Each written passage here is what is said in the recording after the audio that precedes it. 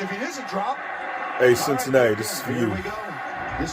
All the pain, all the suffering, all the agony, all the disrespect was for this moment. It was worth it. It was absolutely worth it. Let's fucking go. You feel me? I want everybody to apologize who disrespected. I said in September we can get out of AFC. And they did it. They beat Mahomes at home. I told you. I told you.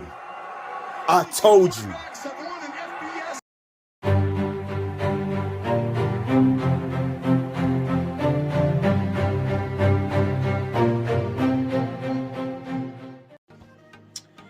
It's been a while since I've done one of these. Feels appropriate. My Bengals are going to the Super Bowl.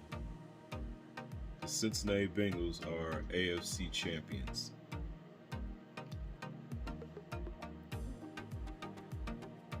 That's crazy to say, man. I predicted it back in September. I should have did a video, but I didn't. But I was saying on social media that I felt like this particular roster with this quarterback, the way that it never feels like they're quite out of the game. They're always fighting to the very end. They have a calmness about them. They don't care, and that's the personality of the quarterback. Joe Burrow, my comparison to him, like people want to throw out Brady and names like that, but I see Joe Montana. I see my nightmare, my nightmare since I was in second grade. The dude who killed us, who killed my dream of being Super Bowl champion when I was in second grade.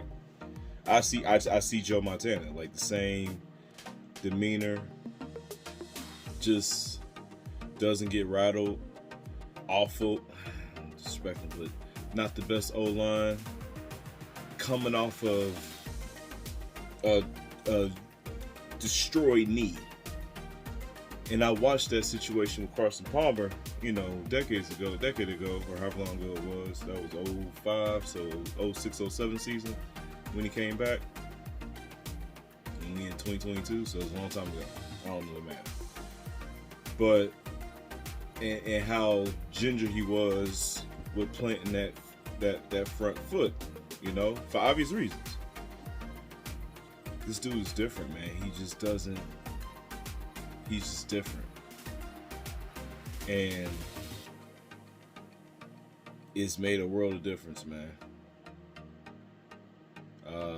This team is so carefree. They're so they said, forget that "why not us" moniker or whatever. They said, no, it is us. We are that dude. I'm so happy for the city, man. No one saw this coming. I'm not trying to be, take super credit or anything like that, but it took a couple games where I was like, okay, if just looking at the landscape of how everything was set up, I was like, okay. My question back then was, can we win at Arrowhead in the AFC Championship game? That was the question, right? And when the schedule came out and we, I saw where we had a home game with the Chiefs, I said, okay, so based on the schedule, that I thought that game was going to get flexed. First of all, that was my prediction, was that game was going to get flexed to Sunday Night Football. It didn't.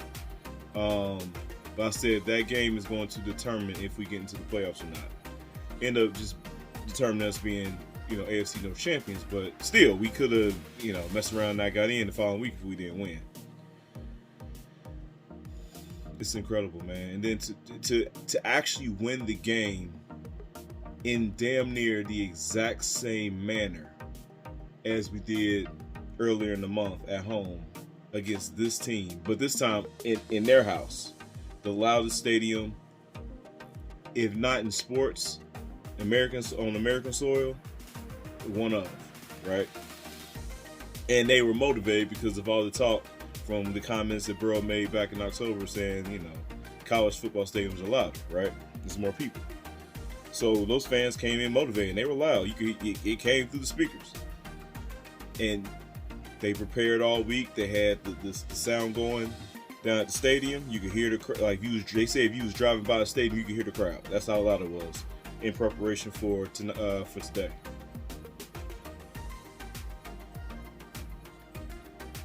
And now we're going to LA against the Rams and basically a road game, even though typically when you have a Super Bowl, it's the crowd's, corporate sponsors, and, it's not like a real NFL stadium per se, but still the Rams playing on their home turf, their home field. They get stay. I don't know if they're going to be living in hotels for the next 2 weeks or whatever. They may. I don't know how they operate, but if not, they sleep in their own beds and all that good stuff. For the Bengals, it's a road game, right? Doesn't matter. We road warriors. We've actually played very well this year on the road. It's incredible, man. I was in second grade the last time the Bengals were in the Super Bowl, and my middle child, my son, he's now in second grade. It's crazy. And it was this close. I wanted the Niners so bad. I wanted the Niners so bad for that redemption story. That full circle story arc, right? They got 5 championships. 2 of them they got from us. 81 and 88. This close to getting the Niners, but it's okay. Beating the Rams in their home stadium.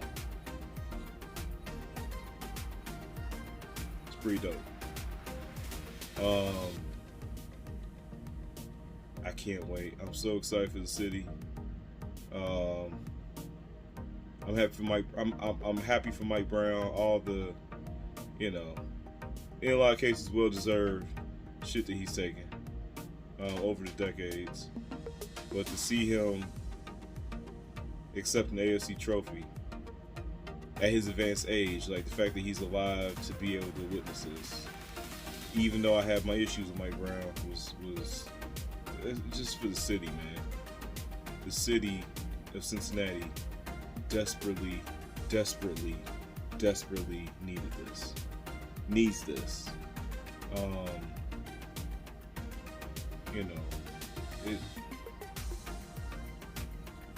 Even just economically speaking, the city needs this. So morale, from a morale standpoint, the city needs this. Even though I said we can do this, it's still crazy to say like the Cincinnati Bengals are AFC champions. That's crazy, especially the second year. And full disclosure, I'm like, again, because I'm gonna talk shit when I'm right, but I'm gonna also be honest when I'm wrong. I said I didn't want Burrow to even. I wanted him on the pup list to start the season. Like, I was thinking, like, there's no way with this, especially with this offensive line that's super suspect, as we all know, right? They played as well as they possibly could today. They was getting to him, but they ain't give up 9 sacks, right? But I wanted him on the pup list because I just didn't trust his O-line. I was like, next year we'll have the O-line. Just, bring him back in week 5 or whatever it is, with however the pup list is set up, And I was like, Brandon Allen should be able to get us to keep us at 500 before he gets back, right? And then from there we can make that run. So I was wrong. The man was ready in the preseason, It's just incredible to see, incredible to witness, man. It's crazy. It's crazy. I can't wait for 2 weeks, man. I cannot wait. It's just weird. Like, it was funny is how everything's just coming together. Even like the Super Bowl halftime show. I've always said for the longest that at some point Snoop and Dr. Dre need to do the Super Bowl halftime. Like, that needs to happen. Like, rap music is the #1 genre in this country, and it's been that way for a while. And the Chronic Nothing But a G Thing video was the starting point of that. So the fact that that's happening in the same year the Bengals are going to the Super Bowl is like, good grief. Am I about to get this crypto? Is my crypto about to hit like this too? But yeah, man, this is unbelievable, man. It's unbelievable. Yeah, I'm just happy for the cities in the tri-state area, man. Desperately needed this, even just from a morale, like I said, from a morale standpoint, you know. But yeah, these next 2 weeks are gonna be fun. The build-up's gonna be crazy. We gonna be underdogs, I'm sure. Well, we definitely gonna be underdogs. Ain't no question about that. The Rams get a home game. Yeah, we definitely the Rams are definitely gonna be the favorites. There's no doubt about that. But yeah, man, I can't wait. I gotta do this more often. I'm not gonna cry, but I am super happy.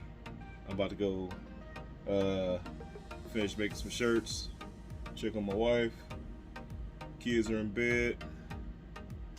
Hope y'all have a good night, man. Love y'all. Stay safe out there. All right. Peace.